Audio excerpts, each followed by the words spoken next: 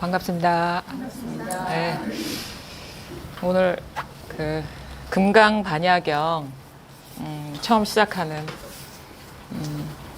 역사적인 날입니다. 제가 공부 모임 하면 시작한 지가 한 7년 정도 됐는데 참 그 공부 모임을 하면서 물론 이제 매일 거의 매일 하기 때문에 뭐 특별한 의미를 부여할 수는 없지만 근데도 그 꾸준히 지금까지 이제 교재를 가지고 했었거든요. 처음 시작한 게 육조단경, 그다음에 그 사가오록은 기본적으로 보자 그래가지고 육조단경, 그다음에 마조어록, 그다음 황벽어록은 조금 좀 교학적인 면이 강해가지고 좀 초심자들한테는 좀 어려울 것 같아서 건너뛰고 황벽어록 이전에 마조어록, 그죠? 육조단경, 마조어록, 황벽어록, 그다음에 임제어록 그래 끝나고 지금 이제 그 후대 송대 이제 인물 중에 아주 대표적인 분이 그 대해선사이기 때문에 그 대해어록 지금 그 어록 중에 하나 서장을 하고 있고요. 근데 그 경전을 본격적으로 해보지를 않았어요. 그래서 예전에 한번 집중 모임 때 반야심경을 2016년인가 한 적이 있는데 경전이 참 그 맛이 있거든요. 그 비유와 상징으로 되어 있는데 그 공부가 깊어지면 깊어질수록 거기서 우리가 이렇게 느끼는 그 맛보는 맛이 상당히 깊고 그래서 좀 경전을 좀 해봐야 되겠다 이런 생각이 들어서 그 대표적인 특히나 선종의 그 소위 경전이 이 금강경이에요. 조계종의 그 어떻게 보면은 조계종이 의지하는 경전에 이게 경전이 이제 금강경인데 금강경이 아주 그 단순하면서도 이제 너무 비유가 많지 않으면서도 그 어떤 요체, 공부의 요체를 잘 이렇게 드러내는 그런 면이 있어서 꼭 한번 해봐야 되겠다. 그리고 그 공부 과정 중에 사실 저도 많이 여러분들하고 같이 어록이나 이런 걸 읽으면서 저도 공부가 많이 이제 달라지는 거를 경험했는데 물론 임제어록도 마찬가지고 지금 서장도 마찬가지지만 금강경은 좀 남다른 좀 기대가 있어요. 뭔가 너무 길지도 않아요. 32분이기 때문에 32주면 끝나거든요. 일주일에 한 분씩 하는 거니까.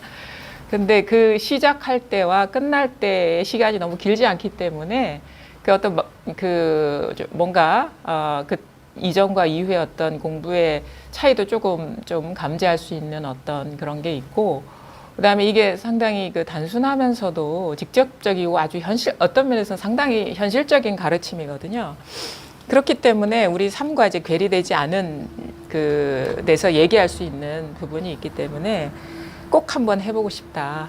그런 마음이 있었고 또 아주 경전 중에 대중적이잖아요. 그래서 여러분들하고 같이 공감할 수 있는 어떤 그런 폭도 넓을 것 같아서 금강경을 이렇게 시작하게 됐고요. 어쨌든 기대가 큽니다. 여러분들이 이 32주 동안에 어떻게 공부가 변화되는지에 대한 기대도 크고 저 자신도 사실 어떻게 공부가 변할지 참 기대가 크거든요. 그래서 그 32주 동안 같이 한번 공감해보는 그 공부의 어떤 그 공감이거든요. 이거는 뭐 어떤 지식이나 이론을 우리가 아는 게 아니라 자기 삶을 이렇게 들여다보고 자기 삶의 어떤 실상을 이렇게 깨치는 그런 공부이기 때문에 이게 뭐랄까 그 우리가 불교라고 생각하는 데서 보통 뭐 좀 추상적이고 우리 삶과 괴리된 듯한 그런 느낌을 주는데 금강경 특히나 다른 건 몰라도 금강경만큼은 우리 삶으로 이렇게 끌고 와가지고 한번 얘기를 해보자 그런 마음으로 이제 삶과 결부시켜서 이 경전을 한번 공부해보는 기회를 갖도록 하겠습니다. 예. 어쨌든 이런 그 법회 자리를 마련해 주셔가지고 참 감사한 마음이 듭니다. 자, 첫째 분이 들어가기 전에 이제 금강반야경이라고 이렇게 제목이 나와 있는데 그 금강반야경의 그 풀네임, 그러니까 그 이름은 금강반야 바라밀경이거든요. 금강반야 바라밀경. 이건데 그거를 이제 금강반야경 아니면 금강경 이렇게 얘기를 하죠. 그래서 금강반야 바라밀경 이렇게 얘기하면 금강이라는 건 뭐죠? 금강? 우리 다이아몬드죠. 그러니까 금강경을 다이아몬드 수트라라고 얘기를 해요. 그러니까 금강경, 그러니까 다이아몬드 수트라. 그러니까 다이아몬드라는 건 금강석이죠. 금강석 우리가 그 암석 중에 가장 단단한 게 다이아몬드죠. 그렇죠? 그래서 금강이라는 거는 어떻게 보면 깨뜨릴 수 없는 어떤 것과도 부딪혔을 때 깨지지 않는 단단한이란 뜻이거든요. 금강 반야는 지혜를 말합니다. 지혜, 깨뜨릴 수 없는 지혜인데 어떤 지혜냐? 그러니까 바라밀 금강 반야 바라밀경. 바라밀은 도피안을 얘기해요. 도피안. 피안으로 이렇게 건너가는 깨뜨릴 수 없는 지혜의 경전이 바로 금강 반야 바라밀경이라는 거죠. 경이라는 거는 글, 뭐 우리가 경전할 때 경이라는 거고 글이라는 뜻이 담겨 있고 어떤 성인의 가르침, 어떤 진리의 내용을 담은 어떤 가르침이라는 뜻으로 경인데 이렇게 안내서 이렇게 이해하시면 돼요. 그러니까 피안으로 건너가는 깨뜨릴 수 없는 지혜를 이렇게 안내하는 경전이다. 이게 바로 금강반야 바라밀경, 금강반야경, 금강경 이렇게 얘기할 수가 있겠습니다. 그러면 금강반야가 뭐냐? 깨뜨릴 수 없는 지혜가 뭐냐? 이것부터 사실은 한 시간을 얘기해도 이제 모자라는 게 금강반야거든요. 그러니까 깨뜨릴 수 없는 지혜. 깨지지 않는 지혜. 그러니까 이거를 뭐 이렇게 보셔도 될 것 같아요. 변치 않는 진리가 뭐냐. 그러니까 어떤 상황이나 어떤 인연이나 어떤 시간에 상관없이 변함없는 게 뭐냐. 그러니까 실상이 뭐냐 이거죠. 우리가 살아가고 있는 이 세계의 실상이 뭐냐. 그러니까 나 자신의 본래 모습이 뭐냐. 그거에 대한 어떤 깨달음? 그게 이제 반야지라고 하거든요. 반야의 지혜. 그러니까 이제 그거는 그거를 이제 깨치신 분이 이제 석가모니고 우리가 석가모니 이래로 이게 불교가 이렇게 불교의 가르침이 전승되면서 수많은 선사나 조사들이 깨달은 게 그 반야의 지혜인 것이죠. 그거 금강반야지고 도피안. 그러니까 피안이라는 건 우리가 살고 있는 이 세계 보통 이제 불교에서는 중생들이 사는 세계, 범보들이 사는 세계를 차안이라 하고 피안은 뭐냐면 이제 이 차안, 이게 번뇌와 괴로움이 들끓는 세계에서 벗어난 출세간을 이제 피안이라고 하죠. 그래서 강의 이쪽 언덕을 차안, 저쪽 언덕을 피안. 그래서 우리는 이쪽 언덕에서 이 세계에서 이 세간 세계에서 괴로움에 사로잡혀 가지고 살았는데 그거는 깨닫지 못해서 그런 것이고 우리가 그래서 그 괴로움이 없는 세계에서 이제 번뇌가 없는 세계로 이렇게 넘어가는 것 그걸 뭐 깨달음을 통해서 이렇게 전환이 된다거나 요즘식으로 말하면 어떤 인식의 전환 뭐 그런 거를 이제 도피안 피안으로 넘어가는 걸로 비유를 하거든요. 그래서 왜 이렇게 차안 피안을 얘기했냐 보면은 당시 석가모니 부처님이 당시에 그 활동했던 지역이 그 강변이었어요. 겐지강 유역에서 이쪽 강에서 저쪽 강으로 건너가면서 이렇게 가르침을 이제 펼치셨는데, 그러니까 홍수도 많이 나고 뭐 그래서 강에 대한 어떤 그 비유들이 많아요. 겐지스강의 모래알의 비유도 많고 그런 것들이 그 부처님의 당시의 삶의 현장을 비유적으로 표현한 게 이제 도피안, 강을 건너는 일에 비유한 것이고, 그런 것이 의미하는 바는 뭐냐면 불교라는 것이 뭐 이상적이고 추상적인 그런 얘기가 아니라 우리 삶의 현장을 있는 그대로 바라보는 가르침이다, 안내라는 거를 우리가 거기서도 짐작할 수가 있는 겁니다. 그래서 우린 금강경이다, 반야심경이다 그러면 우리들하고 우리의 삶과 이제 괴리된 세계를 얘기하는 걸로 우리는 알고 있거든요. 근데 전혀 그렇지 않습니다. 불교라는 거는 철저히 현실을 직시하는 공부예요. 그래서 뭐 윤회를 얘기하고 뭐 무슨 어떤 전생을 얘기한다고 해서 우리가 살지 않는 어떤 세계에 대한 가르침인가? 뭐 진리라는 게 거기 있나?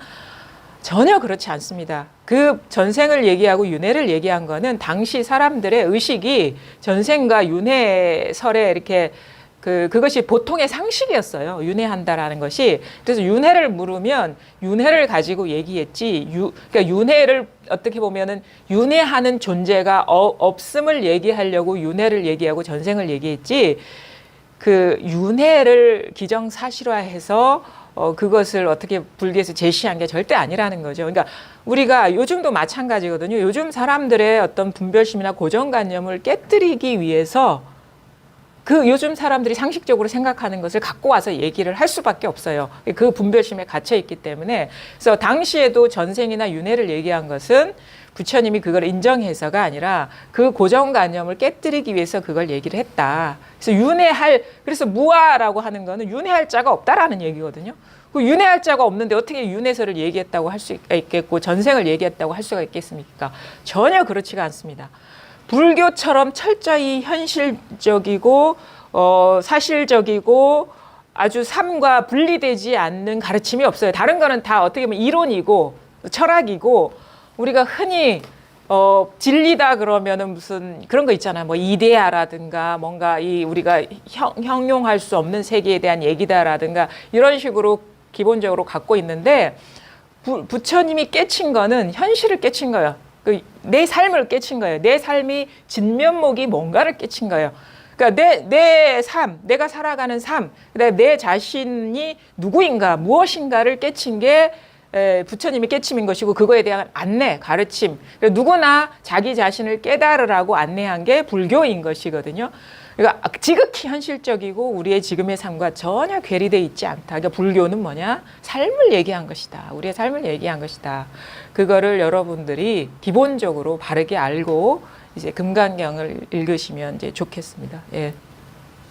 근데 금강경에 대한 어떤 워낙에 인기 있는 경전이기 때문에 금강경을 설하신 분들이 아주 많아요. 금강경 오가해라 해가지고 육조 스님부터 뭐 우리나라의 함어득통, 그다음에 뭐 야부도천, 야부도천의 시 아주 멋진 시들이 다 이게 오가해에서 나오고 뭐 규봉종밀이라든가 그뿐만 아니라 수많은 사람들이 이제 그 금강경에 대해서 주석을 달거나 해설을 하거나 설법을 하거나 그랬거든요. 근데 금강경에 대해서 가장 인상적인 설법을 하신 분이 계세요.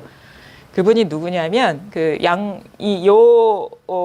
지금 나와 있는 이 구마라집의 번역본하고도 좀 인연이 있는 인물 가운데 한 명인데 부대사라는 사람이 있어요. 부대사는 양나라, 그러니까 5호 16국인가요? 그러니까 수나라 이전에 양나라가 있었거든요. 달마대사가 만난 그 양무제의 아들이 소명태자인데 소명태자가 여기에 원래는 32분의 제목이 없는데 제목을 붙인 사람이에요. 그래서 양무제나 그 자식들은 불교하고 상당히 인연이 깊어서 이런 깨친 분들, 당대에 아주 안목이 있는 분들을 모셔다가 법문을 청하기도 하고 그랬거든요. 그래서 양무제는 그때 당시 보리달마도 이렇게 만나가지고 자기가 이제 불교에 대한 공부도 많이 했을 뿐더러 사찰도 많이 짓고 보시도 많이 했는데 내가 공덕이 얼만큼 되겠습니까? 하니까 뭐라고 얘기했습니까? 달마대사가. 그렇죠.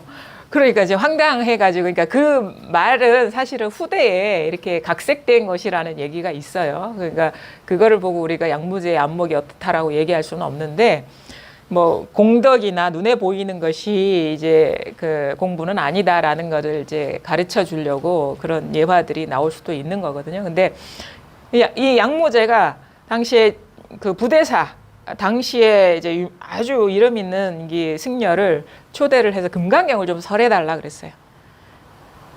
그래서 이제 부대사가 이제 그 황제를 모시고 금강경을 설하려고 딱 나왔거든요. 그래가지고 법문을 멋지게 했어요. 어떻게 했나? 부대사는 탁 법상에 올라가지고 법상을 한번 땅 치고 내려갔어요. 그래서 금강경을 다 설에 마쳤습니다. 근데 이제 양무제는 어안이 벙벙한 거예요. 이게 글자 한 글자도 얘기를 안 하고 이렇게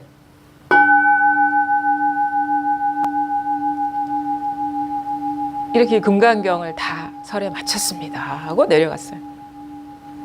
그러니까 이제 양무제가 이걸 못 알아듣는 것 같으니까 옆에 지공화상이라는 사람이 그 당시에 이제 그 부대사랑 이제 좀 같이 쌍벽을 이루는 그 지공화상의 대승찬이라는 그런 그 노래 또 있잖아요. 대승을 이게 찬송한 노래란 뜻인데 그 사람이 잘 들으셨습니까? 이러는 거예요. 잘 들으셨습니까? 금강경을 모두 설에 마쳤습니다. 여러분 잘 들으셨습니까? 사실 이 이상 사실 금강경을 설할 그런 내용이 없거든요. 이겁니다.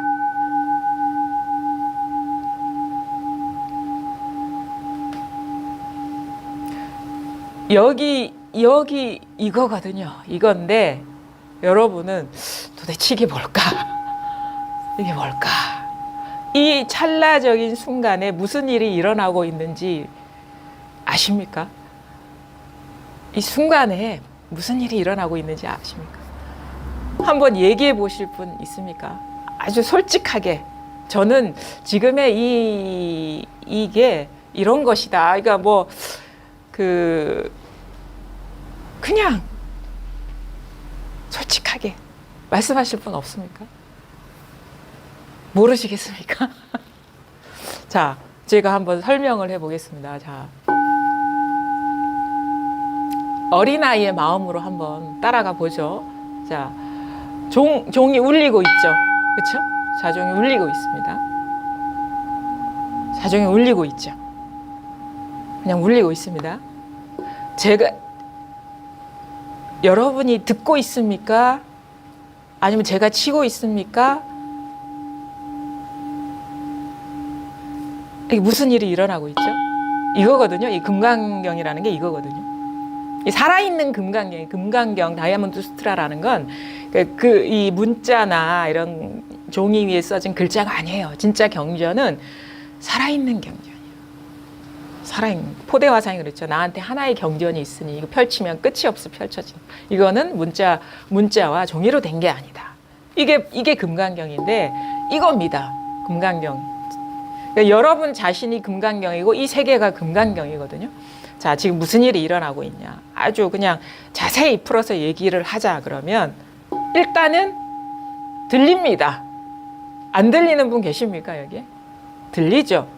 들으려고 해서 들리는 겁니까? 저절로 들리는 겁니까? 저절로 들으려고 해서 듣는다는 분 계십니까? 들으려고 내가 노력하니까 들린다. 그럼 저절로 들린다고 제가 알아도 될까요? 네, 저절로 들리죠. 근데 이 경험이거든요. 저절로 들리죠. 그냥 들리죠. 내가 들으려고 해서 듣는 게 아니거든요. 그냥 들리잖아요. 그러니까 우리는 여기에서 실수를 한 게 뭐냐면 그러니까 저 사람이 종을 치니까 그 소리가 전달돼서 내가 듣고 있지 이렇게 받아들이거든요. 그렇지 않나요? 그렇게 받아들이지 않나요? 저 사람이 종을 치니까 내가 이게 전달이 돼서 뭐 우리가 과학 시간에 지식을 동원한다면 이제 뭐 공기를 통해서 뭐 이렇게 소리가 전달돼서 내 귀에 와서 고막을 올려가지고 이게 소리가 들리는 거다, 내가 듣는 거다라고 이 상황을 이해하죠. 그렇죠? 근데 잘 보시면 이 그냥 저절로 들리는 일이 먼저입니까? 이런 해석이 먼저입니까? 그러니까 이런 해석은 뭐냐면 내가 이 종을 치고 이 소리가 전달돼서 내가 듣고 있다라는 이것이 나의 어떤 현실이라고 하면 이 현실이 먼저입니까? 이 울림이 먼저입니까? 이 저절로 아는 게 먼저입니까?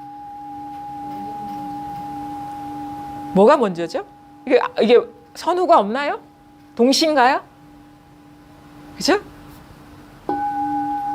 이 자극이 일어나니까 우리가 생각이 작동되는 게 아닌가요? 이 자극이 일어나니까, 그렇죠? 저절로 들리니까 생각, 이거에 대한 생각, 이 경험에 대한 해석이 일어나는 게 아닌가요? 사실은 잘 보십시오. 조금 전까지만 하더라도 제가 이거를 치기 전까지 이런 경계, 이런 현상이 벌어지기 전까지 내가 소리를 듣는다라는 현실이 펼쳐지지 않았습니다. 그렇죠? 그 인정하시죠? 그렇죠? 그래서 어느 순간 제가 이렇게 이겁니다 하면서 딱 치니까 종을 치니까 소리가 들리네라는 것이 나의 현실이구나라고 받아들여진 거예요. 자극이 일어나니까 이거에 대한 해석이 일어난 겁니다. 그렇죠? 자극이 일어나니까, 그러니까 뭐냐면 우리는 지금 이 순간에 사실이 뭐냐라고 했을 때 대부분의 사람들은 내가 지금 종소리를 듣고 있는 것이 객관적인 사실이다라고 알아요. 그렇죠? 그런데 그게 아니라는 거예요. 이런 경계가, 이런 식의 청각적인, 시청각적인 자극이 일어나고 나서 이거에 대한 해석이 뒤따라온 것이, 마치 제가 자주 얘기하죠. 스포츠, 그러니까 뭐 손흥민이 골을 넣었는데 골을 넣고 나서 아나운서, 캐스터가 손흥민이 골을 넣었습니다. 골 넣은 게 먼저고 골을 넣었습니다 하는 해설은 뒤따라오는 거잖아요. 골을 안 넣었는데 골 넣었습니다 라는 해석은 일어날 수가 없어요. 그렇죠? 그러니까 뭐가 먼저냐면 그냥 이런 것에 어떤 그냥 저절로 일어난 일이 먼저인 것이고, 이거에 대한 해설, 저 사람이 종을 치니까 내가 이 소리를 듣고 있다라는, 우리가 보통 사람이 믿는 현실이 펼쳐진다라는 거예요. 우리가 객관적으로 존재한다라는 현실이 어떤 자극이 일어나고 이거에 대한 해석을 믿은 결과라는 것이지, 그런 식의 객관적인 일이 존재하지 않는다라는 것이 부처님의 깨달음인 거예요. 우리는 일어난 생각을 객관적인 사실로 믿어버려요.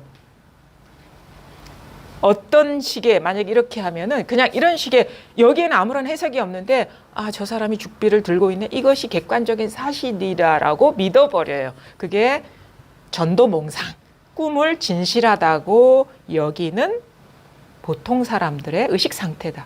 근데 깨닫고 보니까 이 죽비를 드는 이 현실이 객관적인 사실이 아니라 이거에 대한 해석, 그 해석이 어디서 일어나고 있냐 이거죠. 객관적인 사실이라면 내 밖에 있는 거거든요. 그렇죠? 근데 이 종을 쳤을 때 이거에 대한 해석은 자기한테서 일어나고 있어요. 처음부터 끝까지.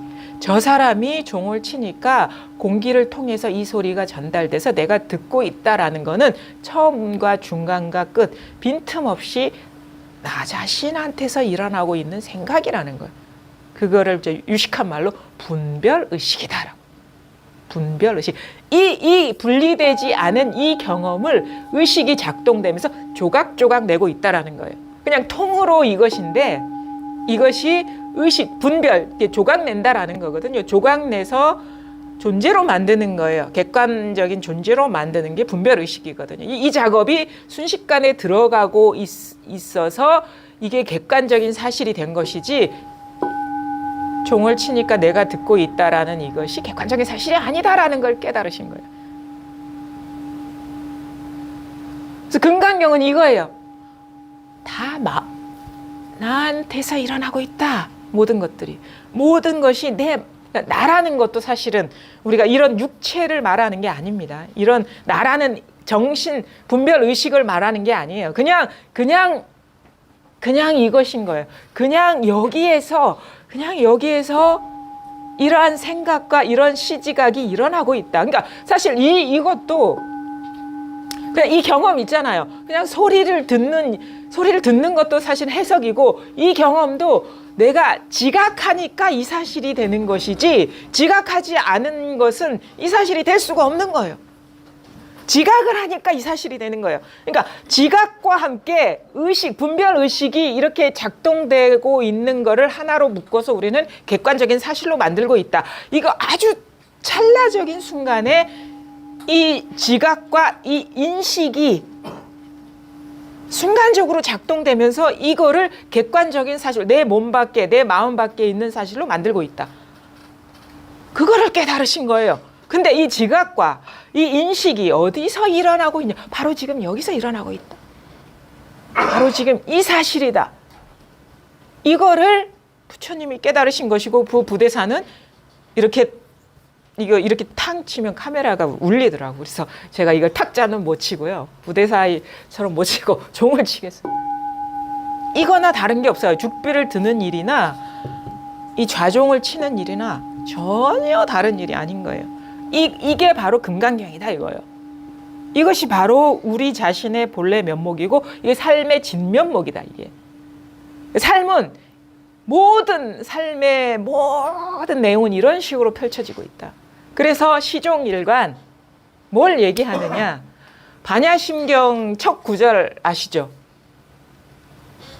조견오온계공 도일체고해 관자재 보살이 행심반야 바람 일다시 조견오온계공 도일체고해 관자재 보살이 행심 반야 바람 일다시 이 마음 반야 바람이 이래 행할 때 이 마음을 행할 때 조견오온계공 오온이 공한 것을 비춰보고 도일체고해 모든 고통에서 벗어난다. 그 핵심은 뭐냐? 조견오온계공 오온계공 오온 우리 삶이 오온이에요. 그게 그냥 어떤 식의 이런 형태로 드러나는 것. 삶을 이렇게 보니까 이런 형태로 드러나는 것, 느낌으로 드러나는 것, 생각으로 드러나는 것, 의지로 드러나는 것, 이것들을 이렇게 조합하는, 분별하는, 묶는 의식으로 드러나는 것이 우리의 삶인 거예요. 근데 그것이 나의 진면목이기도 하고, 그러니까 나라고 여기는 것이기도 하고 세상이라고 여기는 것이기도 한 게 그게 오온이거든요. 그러니까 형태로 드러나잖아요. 색깔의 형태, 빛깔의 형태, 아니면 소리의 형태, 이거 형태거든요. 종소리의 형태, 그렇죠? 그 다음에 맛의 형태, 냄새의 형태, 감촉의 형태, 이게 부드러운 느낌과 이게 거친 느낌, 이게 형태거든요. 이런 형태로 들어가거나 이거에 대한 느낌, 부드럽다, 아니면 거칠다, 뭐 이것도 느낌이죠. 아니면은 뭐 이것이 뭐 이렇게 어떻게 보면 그런 거 있잖아요. 뭔가 즐겁다, 불쾌하다, 그것이거나 아니면은 생각.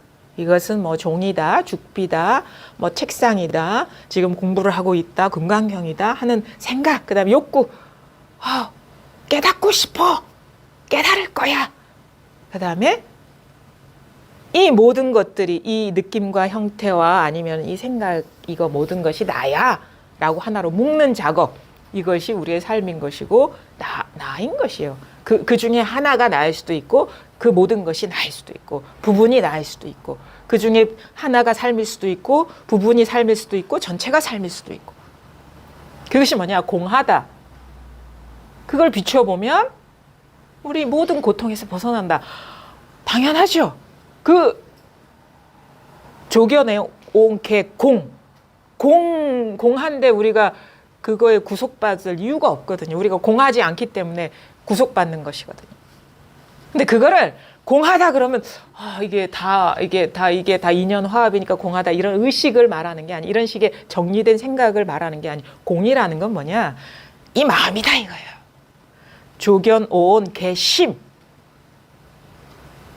그 모든 것이 이 마음임을 비추어 보면 고통에서 벗어나. 이 마음에 지금 여기에 지금 이 생각이 일어나고 있고 자극이 일어나고 있고 분별이 일어나고 있는 여기에 뭐가 있습니까? 그 일어나고 있기는 있어요. 일어나고 있기는 있는데 뭐라고 할 게 없어요. 이거는 저 밖에 있는 게 아닙니다. 우리가 늘 이 속에서 모든 경험을 다 하고 있어요. 이거와 나가 둘이 아닌 것이고 사실은 이게 진정한 나라고 할 수 있죠. 번함없는 게 나라면. 지금 이 경험이거든요. 이 경험이 바로 이 삶인 것이고 나 자신인 것이라는 걸 보면 직시하면, 꿰뚫어 보면, 깨달으면 모든 고통에서 벗어나는다. 그래서 거기서 반야신경은 끝난 겁니다, 이제. 그래서 여기서 안 통하니까 그 뒷얘기들이 나온 거예요. 그 짧은 경전이지만. 금강경도 마찬가지거든요. 부대사가 설화에 맞췄습니다, 여기에서. 왜? 이게 이 마음이거든요. 모든 현상은 이 마음이거든요. 이걸 곧바로 가리켜 보이고 내려가셨어요. 그래서 여기서 곧바로 깨달아 버리면 뒷얘기가 필요 없다 이거예요. 그래도 모르시겠어요? 이제 끝났거든요, 지금. 끝났거든요. 이겁니다. 근데 쉽지 않아요. 쉽지 않기 때문에 제가 1법회 인유분으로 들어가겠습니다. 이게 쉽지 않아요. 이게 쉽지가 않기 때문에 쉽지가 않습니다. 32분 안에 이게 해결이 되면 이게 뭐 아주 빨리 해결을 하신 겁니다. 자, 보겠습니다. 1. 법회 인유분. 여기서 안 통하면 이제 여기서 통하시면 돼요. 1에서 통하시면 돼요. 이게 왜 우리가 선종의 소위 경전인지를 보여주는 이 장면이에요. 이게 잘 보시면 돼요. 자, 1. 법회 인유분. 그 법회를 연 이유. 그 부분이거든요. 이와 같이 나는 들었다. 여시아문. 자, 한때 부처님께서 사이국의 기수급 고도권에 1250인의 비구들과 함께 계셨다. 그때 세종께서는 식사 때가 되어 옷을 입고 바루를 들고 사이성 안으로 들어가 밥을 비셨다. 그 성 안에서 차례로 밥을 다 빌고는 다시 본래 계셨던 자리로 돌아오셨다. 밥을 다 잡수시고 옷과 바루를 거두시고 발을 씻으시고는 자리를 펴고 앉으셨다. 이와 같이 나는 들었다. 이게 대승경전에 항상 경전에 이렇게 나와. 여시아문. 이와 같이. 여시. 이와 같이. 이와 같이. 이와 같이. 이거다 이거. 여기에서 들었다 이거예요. 이것이다 이거예요. 여시. 항상 이와 같고 이와 같고 이와 같다. 이것이다. 그러니까 말하자면 여시에서 끝났어요. 여시에서 이제 깨닫지 못하니까 아문으로 이렇게 넘어가는 거예요. 이와 같이 들은 것으로 넘어가는 거예요. 여시, 같으려. 항상 똑같아요. 이거는 항상 이것이고 이것인 것입니다. 늘 이것이. 그러니까 여시 해도 이것이고 여시아문 해도 이것이고 그 다음에 내용을 해도 이것인 거예요. 그러니까 모든 경계는, 그러니까 모든 현상은 다 여기에서 펼쳐집니다. 그래서 여시 항상 이겁니다. 이게 아닌 일이 없어요. 지금 모든 일이 여기서 펼쳐지고 있지 어디 다른 데서 펼쳐지고 있지 않습니까? 우리가 항상 모든 경험은 항상 여기에서 펼쳐졌어요. 과거에서 일어난 것도 아니고 미래에서 일어난 것도 아니고 항상 이 눈앞에서 여기에서 펼쳐졌어요. 모든 경험은 여기서 일어나요. 죽어도 여기서 죽고 살아도 여기서 살아요. 모든 일이 이겁니다. 그러니까 우리 걱정할 필요 없어요. 어디 내가 모르는 데서 일어나지 않아. 두려운 일이나 뭐 괴로운 일이나 슬픈 일이나 아픈 일이나 뭐 즐거운 일도 마찬가지고 어디 뒤통수에서 일어나지 않고 엉뚱한 데서 일어나지 않아요. 항상 여기서 일어나요. 과거에서 오지도 않고 미래에서 오지도 않아요. 항상 눈앞에서 펼쳐지니까 지가 일어나 봐야 눈앞에서 일어나니까 걱정하지 마세요. 두려워할 일이 없어요. 모르는 일이 없어요. 우리가 모르는 일은 일어나지 않아요. 아는 일만 일어나요. 항상 눈앞에서 펼쳐지기 때문에. 항상 이 일이다 이거. 여기서 일어난다 이거예요. 그러니까 내가 아는 것만이 우리가 사는 세상이에요. 내가 모르는 거는 걱정할 필요가 없어요. 내가 알아야지 그게 우주가 되는 거예요. 내 세계가 되는 거예요. 여러분 한번 묻고 싶어. 과학에 대해서 잘 모르잖아요. 뭐 아인슈타인이 무슨 뭐 상대성 이론을 얘기하는데 아시는 분 있습니까? 그 내 세계가 아니야. 걱정할 필요 없어요. 그 아인슈타인의 상대성 이론이 어쩌고 양자 역학이 어쩌고 모르잖아. 그건 내 세계가 아니에요. 걱정할 필요가 없어요. 모르는 거는 내 세계가 아니에요. 우리는 다 각자의 세계를 살고 있거든요. 왜냐하면 살아온 경험이 지금 자기의 세계거든요. 왜냐하면 지금 이것도 이 종소리가 나는 아름답게 들린다 하는 것도 자기가 이 종소리에 대한 추억이 아름답기 때문에 아름답게 들리는 거예요. 나는 이 종소리가 너무 시끄러워. 너무 이거는 너무 뭐랄까 그 신성모독이야. 만약에 하나님을 믿는다거나 뭐 다른 종교를 믿으면 이 좌종, 불구만 불교 집안의 이런 도구들만 봐도 불경스럽겠죠. 자기 살아온 삶이 지금의 세계인 거예요. 그렇죠? 지금 내가 이게 아름답지 않구나 그러면 내가 뭔가 이거에 대한 기억이나 경험이 별로 아름답지 않다는 얘기밖에 안 돼. 그러니까 지금의 삶은, 지금의 세계는 내가 살아온 세계의 표현인 것이다. 그럼 뭐냐? 지금의 삶은 내 미래의 삶을 얘기하는 것이다. 그렇죠? 그럼 지금 공부하고 세상을 바르게 보면 앞으로도 계속 바르게 볼 것이고 왜곡되지 않게 볼 것이다. 그래서 앞으로 내가 바르게 살고 싶으면 제대로 보면 돼요. 지금. 그게 업인 거예요. 그게 윤회인 것이고. 다른 거 그게 우리가 뭐 태어나기 이전 세계를 얘기하는 게 아니에요. 지금의 세계는 내가 성장하면서 축적된 지식과 경험이 끌어올려지는 것이고, 만약에 우리가 지금 이게 좌종이다라는 이름을 몰랐으면, 모르는 사람 계시잖아요. 저분이 좌종을 트니까 내가 들린다 이런 게 없었는데 지금 얘기하니까 지금 또 다른 세계가 펼쳐졌죠. 조금 전까지는 좌종의 세계가 없었죠. 근데 제가 이렇게 다 얘기를 하니까 이거 좌종이구나. 저분이 종을 친 게 아니라 좌종을 쳤구나. 이제 다른 세계가 펼쳐진 거예요. 아마 여러분 이 가운데 여기 들어오기 전과 나갈 때 다른 세계가 펼쳐질 겁니다. 왜냐? 다른 얘기를 들었거든요. 기존의 지식으로는 이게 설명이 안 되는, 이렇게도 볼 수 있구나 하는 또 다른 세계가 열릴 겁니다. 그리고 이 공부를 하다 보면 더 우리가 이전에 경험했던 세계가 아닌 세계가 펼쳐질 겁니다. 아주 새로운 세계를 만날 것입니다. 전혀 우리가 보지 못했던 세계를 만날 것입니다. 불교가 원래 그런 가르침입니다. 근데 과거는 내가 잘못 알아봤던 세계인 것이고, 이게 진짜 세계인 것이고, 이게 맹목적으로 믿으라는 게 아니에요. 잘 보시라 이거예요. 잘 보면 새로운 세계가 펼쳐질 거라는 거예요. 있는 그대로의 실상이 드러날 것입니다. 부처님은 대놓고 믿으라고 안 했어요. 와서 네가 직접 맛을 보고 깨달아라 했지. 그러니까 제대로 보면 볼수록 내가 기존에 알았던 세계가 아니라는 걸 알게 돼요. 자, 잘 보십시오. 그러니까 이런 식의 우리는, 그래서 우리가 살고 있는 세계는 시시각각 변하고 있습니다. 변하고 있어요.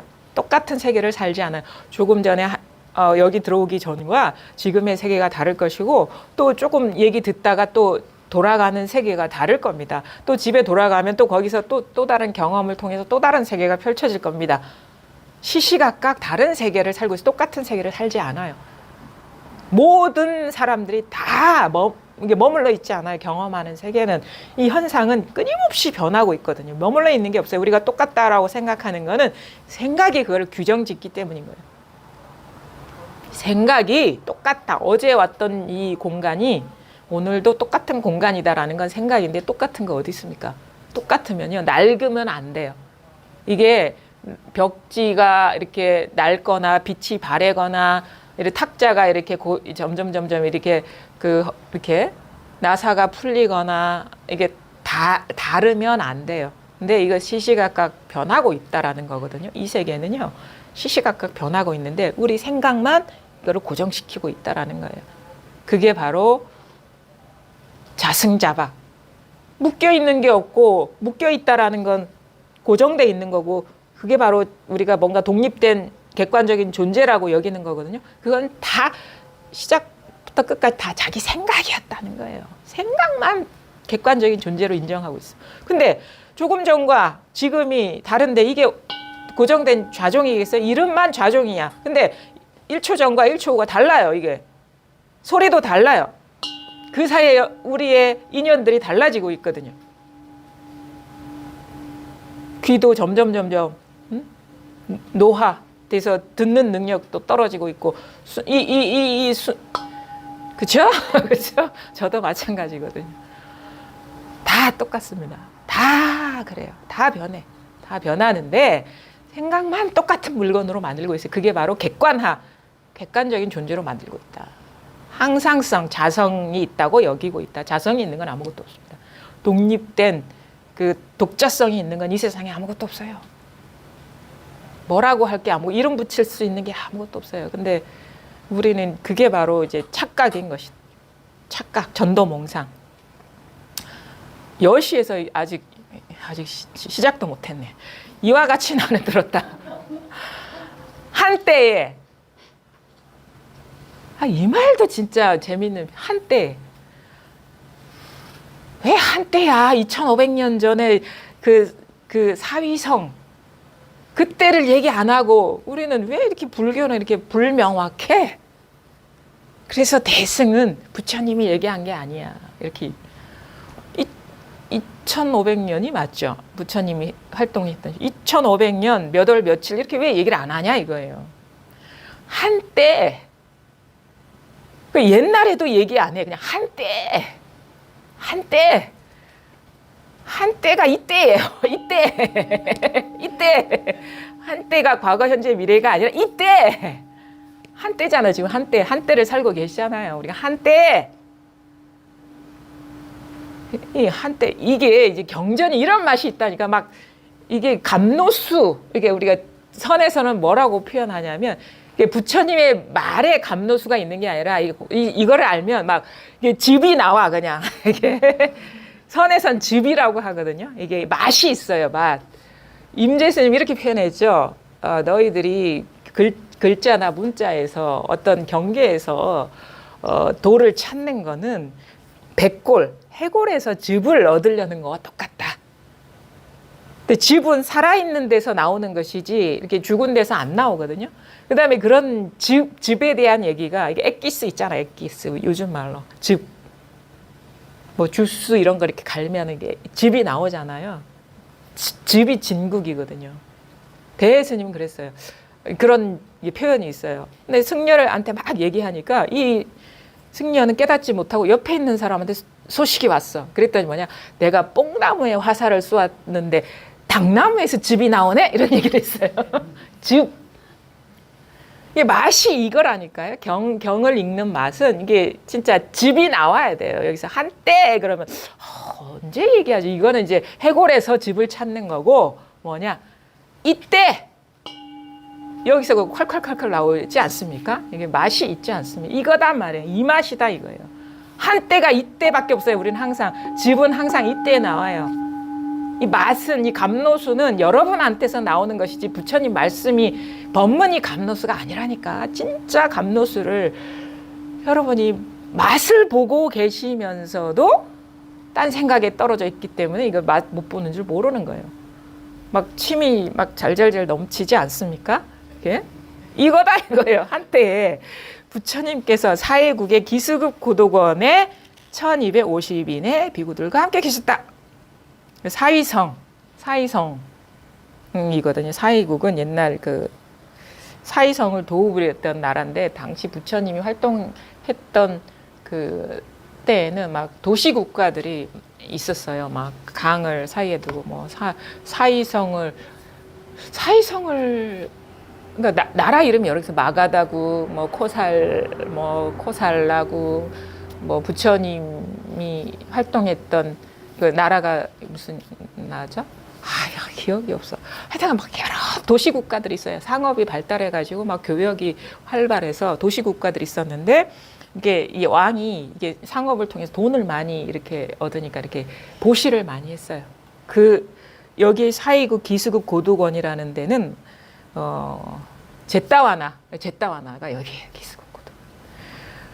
이 태자가 기수태자, 왕의 아들이 기수태자인데 이 사람이 여기에다가 나무를 심었는데 여기에 이 동산을 급고독 장자가 사서 기증을 했어요. 보시를 했어요. 부처님한테. 그래서 여기서 법문을 많이 했어요. 부처님이. 그래서 제따와나에게 라고 이렇게 얘기를 하는데 거기에서 금강경을 설하신 장소라고 하는 거예요. 근데 1250, 이거 상투적인 표현이에요. 아주 몹시 많은 사람들이, 많은 비구들이 와서 법문을 들었다. 비구인들과 함께 거기 계셨어. 그러니까 여기서 사신 거예요. 그러니까 부처님은 항상 거리에서 사셨거든요.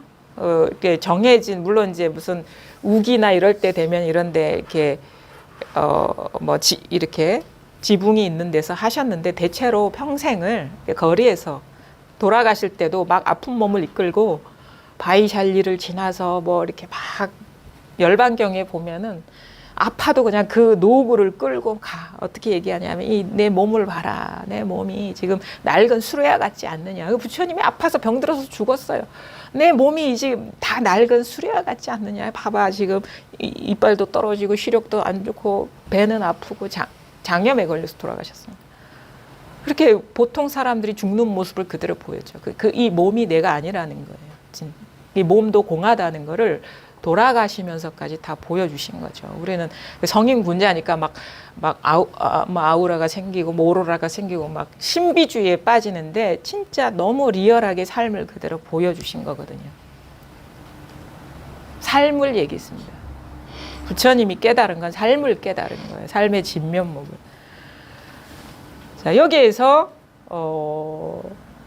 탁발도 하시고 법문도 하시고 사람들을 제도하시고 그랬어요. 그때 세종께서는 식사 때가 돼서 보통의 사시에 탁발을 나가셨다고 해요. 이게 사시면은 9시에서 11시 사이면은 대체로 가정에서 아침 식사를 끝마친 때죠. 아침 식사를 끝마친 때에 탁발을 나가셨어요. 7집을 돌아서 이렇게 공양을 받지 못하면 그날을 굶으셨다 해요. 근데 이것도 참 우리가 해석하면 수많은 즙이 나와요, 여기에서. 네. 뭐냐면 다 모든 사람들이 다 밥을 먹고 난 뒤 남은 음식을 탁발을 하는 거예요. 그러면 부처님도 배가 고플 거 아닙니까? 사실 그 당시에 사람들이 그렇게 부유하진 않았을 거 아닙니까? 그러면 근데도 몸은 배가 고프단 말이에요. 이 사람들이 가난하다고 탁발을 안 나간다는 것도 그것도 분별이라. 그래서 탁발을 갔는데 첫째 집에서 안 나올 수가 있어요. 그럼 두 번째 집을 가. 두 번째 집에서도 이렇게 음식이 안 남아 있을 수가 있어요. 세 번째 집을 가. 근데 보통은 성인군자면 3번 가면 끝내야지. 세 번째 집에 가서도 이게 음식이 없는데 왜 7번까지 갔을까? 그것도 궁금하잖아요. 난 참 그것도 의미가 있다고 보거든요. 7째 집까지 가서 이제 포기를 하는 거예요. 음식이 없으면. 음식이 있으면 셋째 집 가서 음식이 있으면 그냥 거기서 끝내는 거고. 이건 뭐냐? 우리는 그러니까 어떻게 보면 저는 그렇게 봐요. 배고픔에 충실한 거예요. 부처님도. 어? 이거를 무시하지 않았다라는 거지. 근데 돛 닦는 사람이 뭐 이렇게 좀 굶으면 어때? 이런 식의 고정관념이 서면 셋째 집 이상을 가지 못했을 것 같아. 근데 나 현실은 배가 고프단 말이고 이거 한 끼 안 먹으면 하루 종일 굶거든요. 그런데 7째 집까지 가도 없어. 이거는 아니다. 이거는 이 민폐다. 이거는 이게 빌려서는 탁발을 해서는 안 되겠다. 7째 충실한 거예요. 배고픔에. 근데 7째 집까지 가서도 우리가 이게 보시를 받을 수 없으면 이거는 이 끝까지 이걸 밀고 나가는 것이 또 고정관념이다 이렇게 생각할 수도 있다 이거지. 그래서 이 탁발을 갖고 대화가 있거든요. 이것도 참 재미있는 게 탁발 하나만 갖고도 얘기할 수 있어. 아난하고 그 마하가섭이 탁발을 갔는데 초기 경전에 나온 얘기예요. 아난은 부자들만 사는 동네에 가서 탁발을 해. 근데 가섭은 이제 두타행, 이 사람은 아주 청빈하고 이렇게 어떻게 보면은 그런 어떤 마음의 어떤 계율을 아주 중시하는 사람이라서 가난한 집만 가서 탁발을 해. 부자 동네 안 가. 그러니까 말하자면은 안하는 해운대만 가서 탁발을 하고, 그죠? 그 다음에 가섭은 달동네 있잖아요. 우리 그 보면 부산역 맞은편에 저 달동네, 거기만 가는 거예요. 가난한지만. 그러니까 서로 비난을 하는 거예요.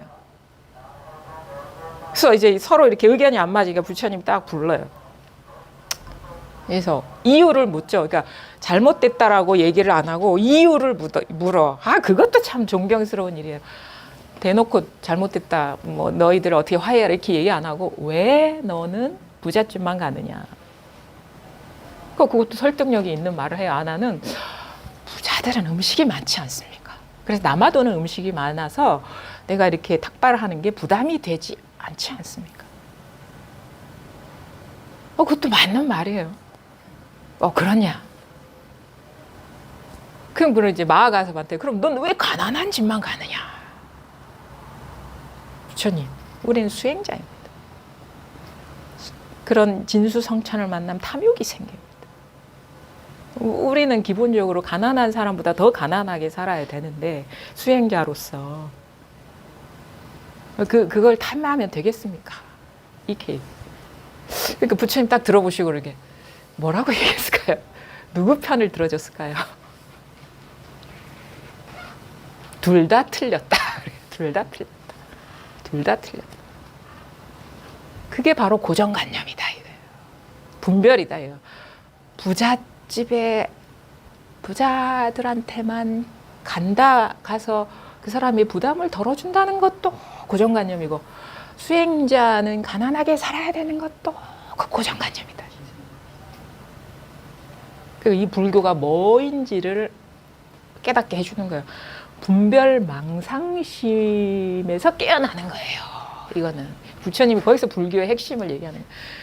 어디 가서 뭐 이렇게 그 사람들 생각해가지고 어떻게 하는 게 아니고 자기 마음에 분별망상을 내려놓고 그냥 인연 따라 사는 거예요. 부자를 만나면 부자한테 탁발하고, 가난한 사람 만나면 가난한테 탁발하고, 없으면 그냥 굶고, 목마르면 물 마시고, 배고프면 밥 먹고, 없으면 굶고, 그 마음에 어떠한 기준도 없는 거, 그 망상심, 그 고정관념이 우리를 구속하는 것이다. 그 고정관념에서 해탈하는 게 이 불법 공부다 이거예요. 그러니까 뭐냐? 이게 고정관념이에요. 이 생각. 내가 지금 저거를 듣고 있는 것이 엄연한 사실이야. 이게 고정관념이라는 거예요. 자기 마음속에서 일어난 고정관념이라는 거.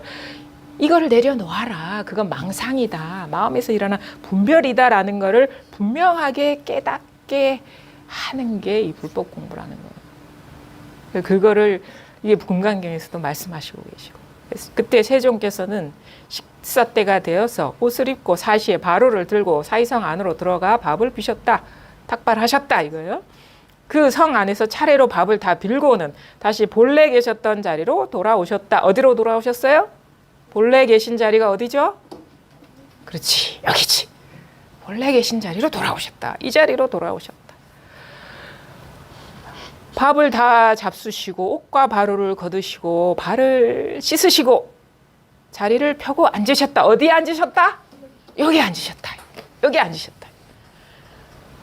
끝났어요 이제. 법문 이제 끝났어. 여기서 다 보셨어요? 한때부터 여시부터 시작해서 보셨어요? 들으셨어요? 잘 앉아 계신가요? 이제 금강경은 부대사가 여기에서 안 통하니까 이제 부처님이 몸소 퍼포먼스를 하신 거예요. 이거다 이거예요. 몸소 시연하신 거예요. 이게 삶이라. 이게 뭡니까? 여러분 오늘 아침에 공양 드셨죠? 어떻게 공양 드셨습니까? 공양 안 하셨어요?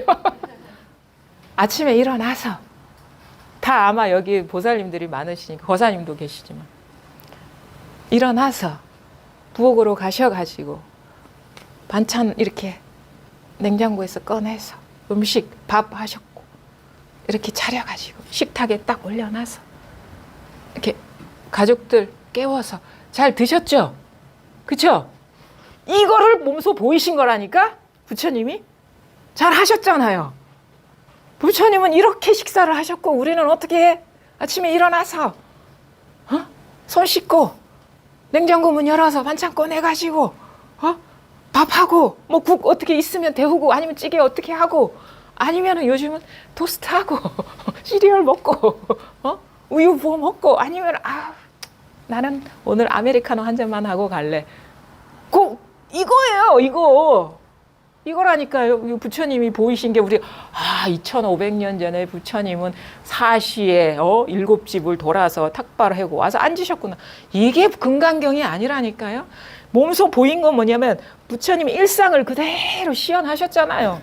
그게 뭐냐? 우리의 일상이 이 금강경이다 이거다 이거예요. 여러분 다 경험하시고 그다음에 그것도 사실은 멀어요. 아침에 밥 먹고 어쩌고저쩌고 지금 이렇게 앉아가지고 얘기 듣고 있고 무슨 얘기인가 이렇게 듣고 있고 얘기하고 있고 소리 잘 드러나고 있고 아우 춥다 이거라니까요. 이거 우리의 일상성 이것이 이 삶이 이게 달아요. 이거 여기서 펼쳐지고 있죠. 어디서 펼쳐지고 있습니까? 어디 딴 데서 펼쳐지고 있나요? 내일 아침에 일어나서 밥 차리실 때 잘 보세요.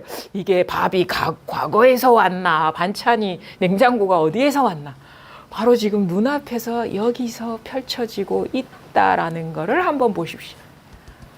마치 부처님이 탁발해서 여기 앉아서 탁 공양을 드신 것처럼 늘 부처님은 이 경험을 말씀하셨고 우리한테 이 경험, 이 지금 눈앞에서 펼쳐지고 있는 이 일이 우리의 삶인 것이고 이게 세계인 것이고 이게 나 자신이라는 거를 깨닫게 하시려고 수많은 말씀을 하신 거예요. 이 일상성, 지극히 우리가 살고 있는 이것이 다다. 이 말씀을 하시려고 수많은 말씀을 하신 거예요.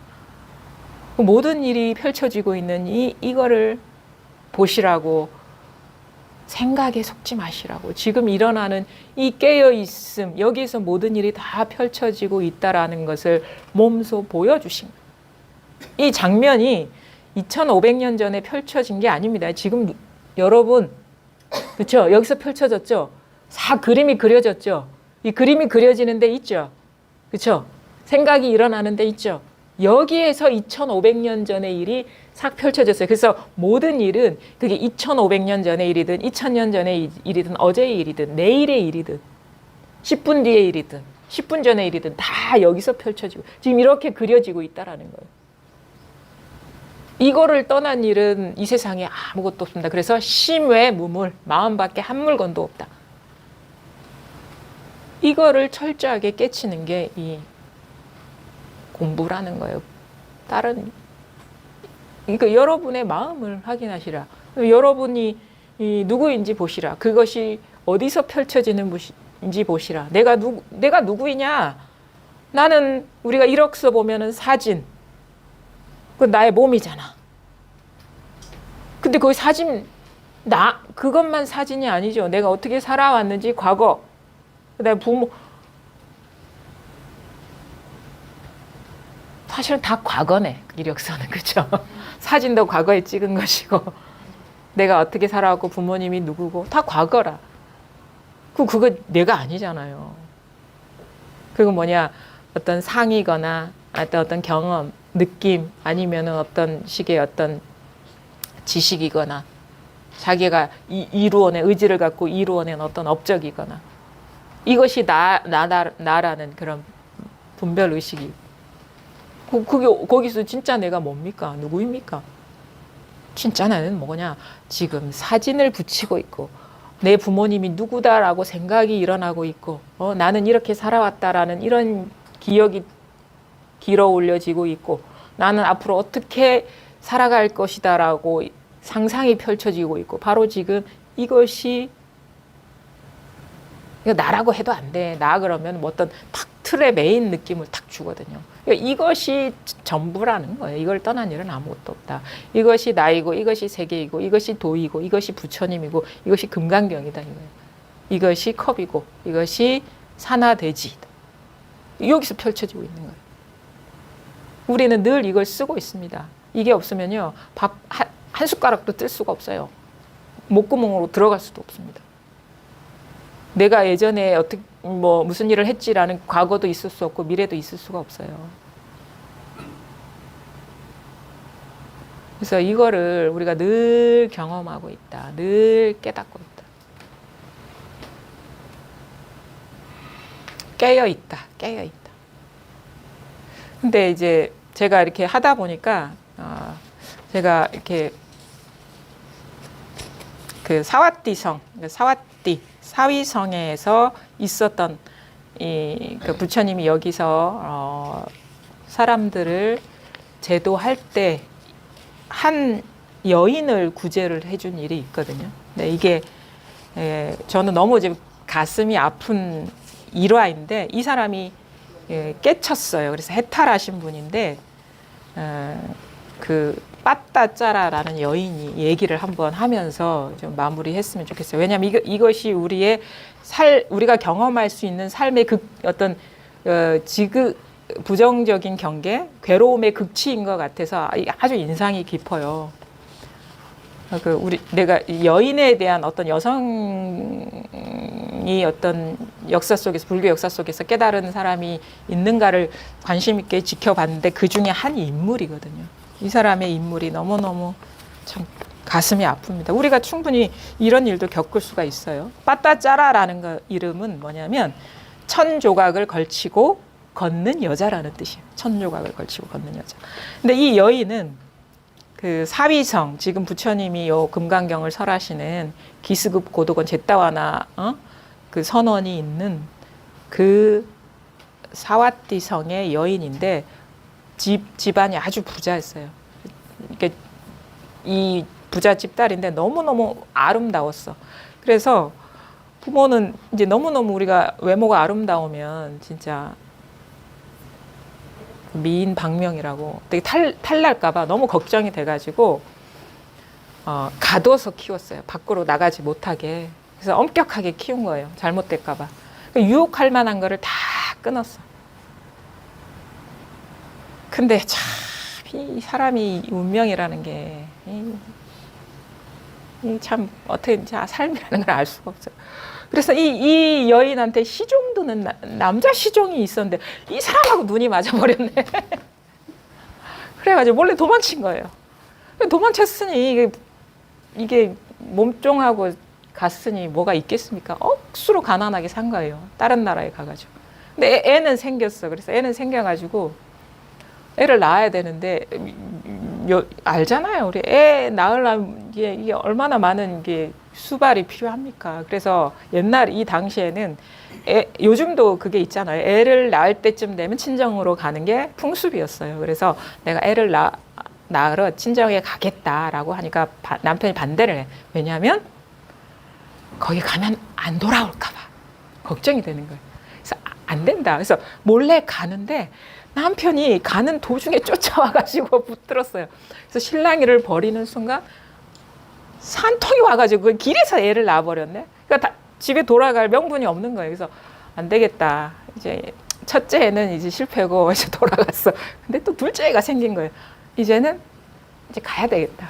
그래가지고 이제는 간단히 얘기도 안 하고 그냥 막 애 하나 데리고 큰 애 데리고 갓난애기 데리고 거의 막 친정이 다가올 때쯤 또 남편이 쫓아온 거예요. 붙들어가지고 안 된다 가지 말라고.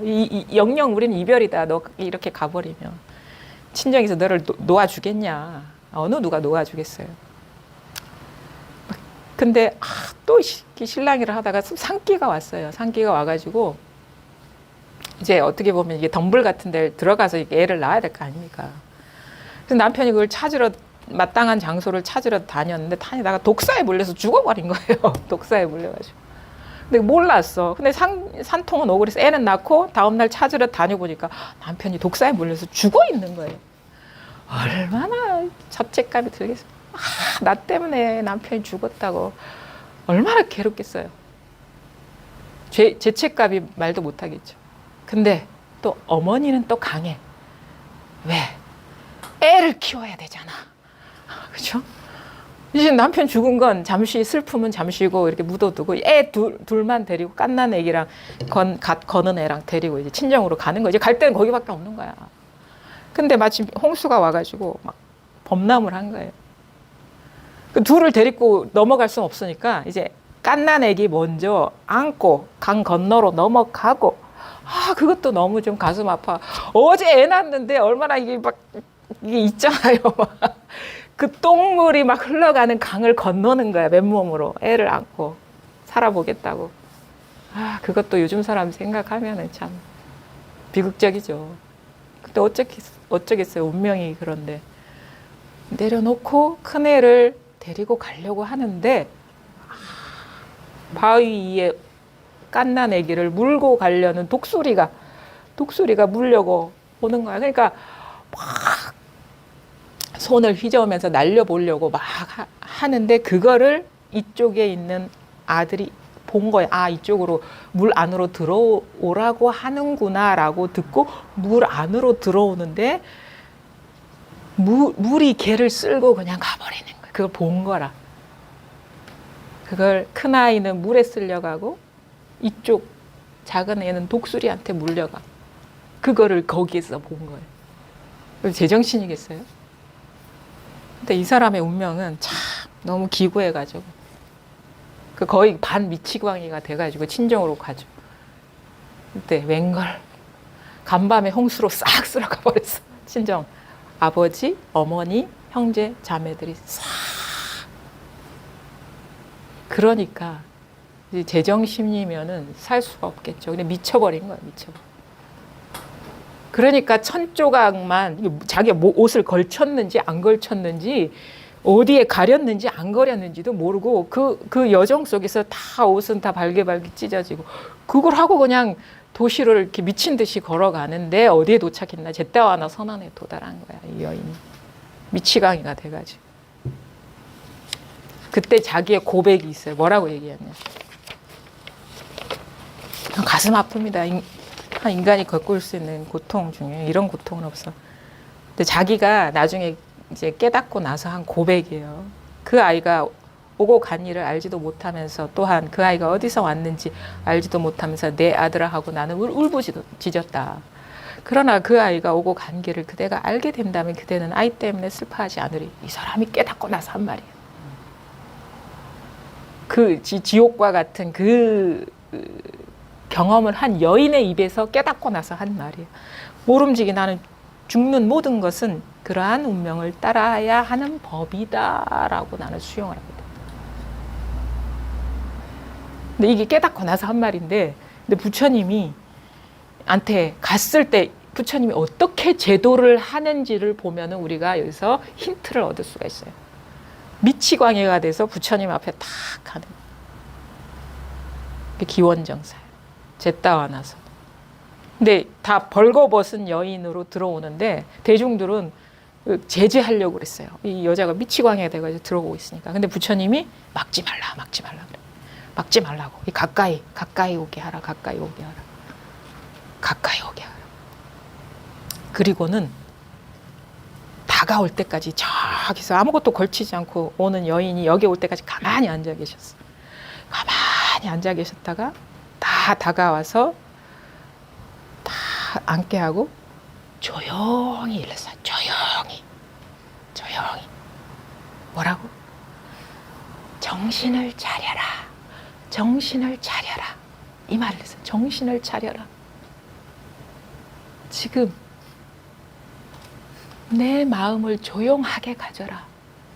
그렇게 들떠가지고 밤 미치광이가 돼가지고 그 지옥과 같은 그런 분별에 휘둘리지 말고 정신 차려라. 그게 뭐? 선사들의 버전 한방망이 정신 차려라. 한방망이. 마음을 차분하게 해라. 잘 가다듬고 잘 봐라. 그제서야 정신을 차려서 부끄러운 줄 아는 거야. 내 몸에 아무것도 걸치지 않은 걸 알고. 그녀는 부끄러워서 몸을 구부리고 붓다 가까이 앉았습니다. 하는 말이 뭐야? 빠따 짜라요. 두려워하지 말라. 너는 이제 보호해 줄 수 있고 인도해 줄 수 있는 곳에 이르렀다. 이 엄청난 생사윤회 속에서 눈물 나라 그러네. 내가 부모, 자식, 형제를 잃고 흘린 눈물은 이로 헤아릴 수 없이 많으리라. 내가 지금까지 흘린 눈물은 이 땅에 있는 모든 물보다도 많으리라. 붓다의 말씀을 듣고 그녀는 정신을 회복할 수 있었습니다. 붓다는 죽은 사람을 너무 생각하지 말고 좀 더 깨어 있도록 노력하라고 얘기했다. 청정한 마음으로 열반을 깨닫도록 힘쓰라고 격려했다. 이게 이제 부처님이 한 말에 다예요. 근데 제가 이걸 풀어서 설명을 합니다. 정신 차려라, 정신 차려라. 자, 잘 봅시다. 그 아이가, 죽은 아이가, 그래도 여기에서 엄마한테 가장 마지막까지 남는 단어는 죽은 아이였던 것 같아. 장로니의 고백에 죽은 아이가 어디서 오고 어디서 갔는지를 내가 알았더라면 그러지 않았으리를 한 거는 남편도 아니고 부모도 아니고 형제도 아니고 자식이었어. 그 물에 휩쓸려가고 독수리한테 물려간 자식 얘기가 가장 늦게까지 남았던 것 같아요. 충분히 그것도 참 공감합니다. 잘 봐. 그 자식이 어디서 왔냐 이거. 그 자식은 누구냐 이거예요. 그 자식은 내가 자식이라고 분별하기 이전에 자식이 있느냐. 그러니까 안정이 돼야 돼. 우리가 이걸 보려면 마음이 가라앉아야 되는 거예요. 이 생각 저 생각이 휘둘리면 안 보여요. 분별심에 사로잡히면 안 보여서 정신 차려야 돼. 마음을 조용하게 가다듬고 잘 봐야 돼요. 그래서 잘 보라 하는 거예요. 잘 보라고. 분별심에 사로잡혀서 보지 말고 미친 듯이 감정에 사로잡혀서 보지 말고 차분히 가라앉히고 잘 봐. 만약에 자식이 있다면 그게 어디서 태어났냐? 네 뱃속에서 태어났냐? 하늘에서 태어났냐? 네가 이렇게 분별할 때 태어나잖아. 네가 이렇게 생각할 때 태어나잖아. 아이가 죽었다는 것도 이렇게 분별해서 죽었다고 분별할 때 죽잖아요. 그렇지 않나요? 이거는 엄연한 사실입니다. 이 생각이 일어나지 않으면 자식이 태어날 수도 없고 죽을 수도 없어요. 잘 보셔야 돼. 이 고통에서 벗어나고 싶으면. 이거는 있는 그대로의 실상입니다. 생각하지 않으면 자식 없어요. 분별하지 않으면 죽을 수가 없어요, 우리가. 잘 보세요. 부처님 잘 보라. 있는 그대로 보라.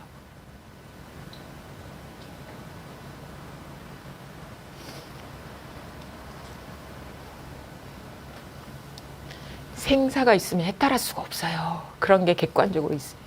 그게 우리의 망상이기 때문에 해탈이 가능한 거예요. 그러니까 너무 어처구니가 없는 삶을 살아온 거예요, 우리가. 너무 어처구니가 없는 거예요. 그걸 깨닫고 이런 얘기를 하는 거예요.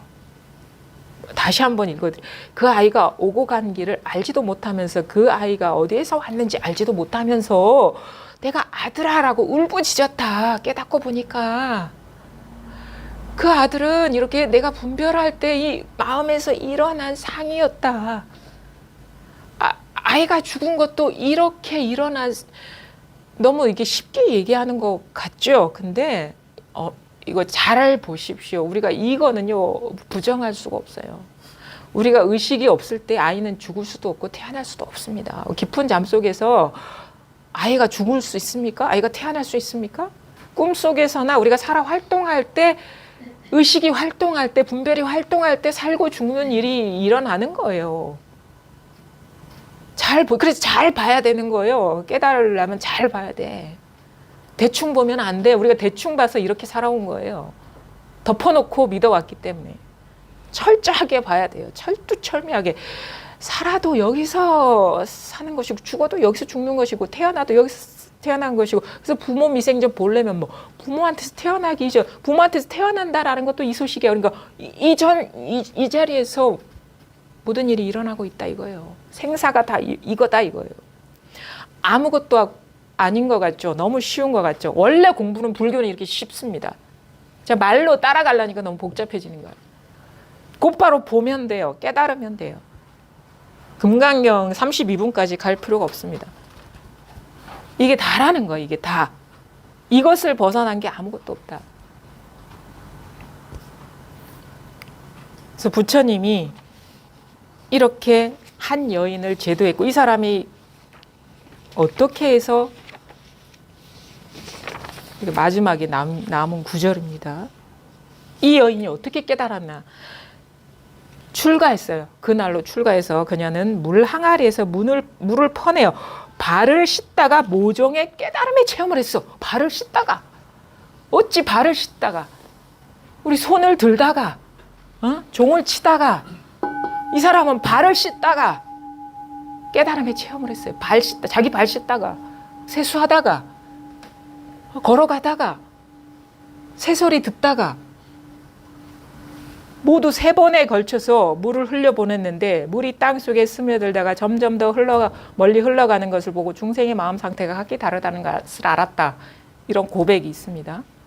그러니까 우리가 공부를 하게 되면 우리 법문도 자기 공부만큼 들리듯이 이게 다르다는 걸 알게 되는 거예요. 자기의 어떤 경계가. 그래서 자기 고백입니다. 저는 2발을 씻고 물속에 비친 나의 모습을 보았습니다. 그리고 발 씻은 물은 높은 곳에서 낮은 곳으로 흘러내려가는 것을 보고 저는 혈통이 좋은 준마를 길들이듯이 마음을 가라앉혔습니다. 마음을 가라앉혔습니다. 그리고 이게 항복 기심이에요. 자기 마음을 항복시키는 거. 막 들떠서 미쳐서 돌아다니는 이 마음을. 그러니까 환상에 속으면 미쳐서 죽을 수도 있어요. 우리가. 환상에 사로잡히니까. 우리가 고통의 극단의 그런 극단적인 선택을 하는 게 그 환상에 사로잡힌 거죠. 망상을 진실하다고 여기니까 거기까지 가는 거거든요. 그리고 나서 저는 등불을 손에 들고 방으로 들어갔습니다. 누울 자리를 살피고 잠엠자리에 들었습니다. 바늘을 바로잡고 등심지를 낮췄습니다. 불꽃이 쓰러지듯이 마음에 해탈이 일어났습니다. 아이가 죽었다라는 그런 번뇌, 남편을 죽였다라는 자책, 부모, 자식, 부모, 형제들이 다 죽었다라는 그 구속과 번뇌와 괴로움에서 자유로워졌습니다. 그러면 자기 자신한테서 자유로워졌습니다. 이게 해탈이거든요. 어떻게 자유로워? 원래 그게 존재하지 않았다는 사실을 깨달았습니다. 나의 착각이었다는 걸 깨달았습니다. 그것은 모두 내 마음이 그려낸 환상이었다는 걸 깨달았습니다. 지금 여기서 펼쳐진 그림이었다는 걸 깨달았습니다. 그림이 환상이고 이슬과 같고 번개와 같기 때문에 우리가 해탈할 수 있는 거예요. 그게 객관적인 존재가 아니기 때문에. 그게 존재한다라고 하면 아무리 공부해도 해탈할 수 없습니다. 그게 실제는 존재하는 게 아니라는 걸 바르게 봤기 때문에 깨달았다 이거예요. 원래 그런 거예요. 우리 삶이 원래 그래요. 여러분이 여기 앉아있고 제가 여기 앉아있고 이렇게 얘기하고 있는 게 객관적인 사실이 아니고 이런 것이 사실이 되려면 우리가 의식이 여기서 일어나서 이걸 해석을 해야 돼요. 그동안에 살아오면서 축적된 지식과 정보로 그게 동원되지 않으면 이게 이런 식의 사실이 될 수가 없습니다. 우리가 이런 식의 현상에다가 이런 해석을 붙이지 않으면요, 이게 객관적인 사실이 될 수가 없어요. 마치 이 물건, 이 쇳덩이에 좌종이라는 이름이 붙이지 않으면 이 물건이 따로 있는 것처럼 보이지 않는 것처럼. 우리가 알고 있는 그 모든 존재들은 다 이런 식이에요. 색과 상, 명과 색, 이름과 형태. 사과라는 형태와 사과라는 이름. 나라는 몸과 나는 누구다라는 이름. 이게 우리가 존재로 만들고 있다라는, 그게 어디서 일어나? 그 시지각과 의식은 바로 여기서 일어나고 있다. 그게 너무 순간적으로 탁 작동되기 때문에 우리가 거기에 속고 있다라는 사실을 깨닫는 게 이게 깨달음입니다. 그것은 우리가 늘 경험하고 있는 사실입니다. 그게 바로 이 세계의 본래 면목이고 우리의 일상의 삶의 본래 면목이라는 거예요. 이게 다라는 겁니다. 여러분이 그래서 이게 어떻게 보면은 살아있는 동안에 이 소식을 알아야 됩니다. 자기가 누구인지들 알고 가야죠. 가더라도 가는 것도 아니죠. 우리가 간다라는 생각에 매이는 거죠. 그 본래 아무 일이 없었어요. 뭐 환상과 같은 일이 일어나 봤자지. 그렇지 않나요? 한 생각 일어났는데 그게 뭐 별건가요? 그냥 생각일 뿐인데. 근데 그거에 우리 휘둘려 가지고 괴로워서 잠도 못 자고 고통받고 아파하고 그러잖아. 한 생각, 그것도 자기한테서 일어난 생각, 분별에 속아가지고. 이게 우리의 삶에 깨달으면 안 속고 깨닫지 못하면 이게 감옥이 되는 거예요. 우리의 삶이 깨달으면 그냥 무한의 어떤 자유인 것이고 깨닫지 못하면 감옥이 되는 겁니다. 그것도 자기 생각이 만든 감옥. 그거를 잘 보시라. 바로 지금 이것이다라는 겁니다. 오늘 첫 시간인데요.